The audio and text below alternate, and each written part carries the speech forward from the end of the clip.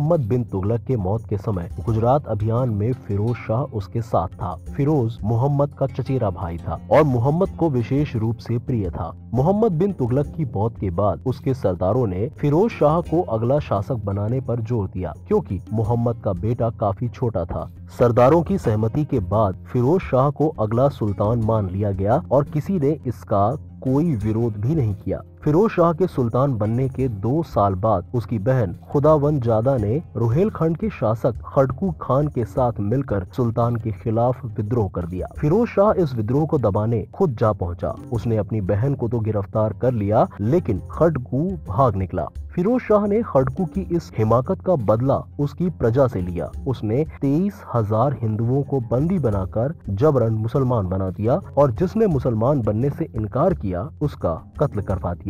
फिरोज शाह ने आदेश दिया कि रुहेलखंड को अगले 5 सालों तक हर साल पूरी तरह बर्बाद किया जाए। उसकी इस नीति के कारण रुहेलखंड के सारे लोग भाग गए और वीरान प्रांत में केवल आवारा कुत्ते और जानवर ही नजर आने लगे। फिरोज शाह तुगलक जब 80 साल का हुआ तो उसे अपने उत्तराधिकारी की चिंता हुई। उसने अपने बेटे नसीरुद्दीन मोहम्मद को अपने साथ सत्ता में भागीदार बनाया और शासन करने लगा। मोहम्मद निकम्मा और विलासी था। इसी बीच गुजरात में विद्रोह हो गया, लेकिन मोहम्मद विद्रोह को दबाने के बजाय भोग विलास में मस्त रहा।